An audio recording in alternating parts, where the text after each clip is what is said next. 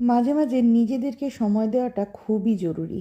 নইলে একটা টাইমের পরে যে কোনো সম্পর্কেই মনে হয় ভাটা পড়ে আছে। একটা টাইমে ভাবতাম কি প্রবলেম কি শুধুমাত্র আমার জীবনেই ভরে আছে, কিন্তু না, প্রবলেম সবার জীবনে আছে, কিন্তু সেই প্রবলেমকে পিছনে ফেলে দিয়ে সামনে এগিয়ে যাওয়ার নামই হচ্ছে জীবন।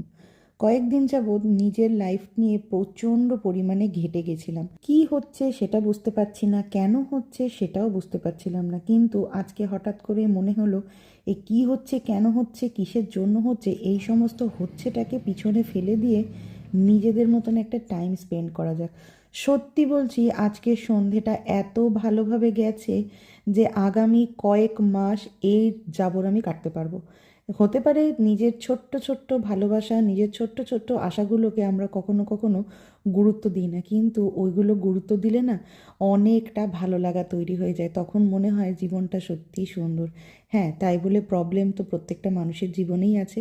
প্রবলেমকে সাথে নিয়েই এগিয়ে যেতে হবে, কিন্তু নিজেদের ছোট ছোট সময়গুলোকে গুরুত্ব দেওয়াটা অবশ্যই জরুরি। আজকের জন্য টাটা, দেখা হবে নেক্সট শর্টসে।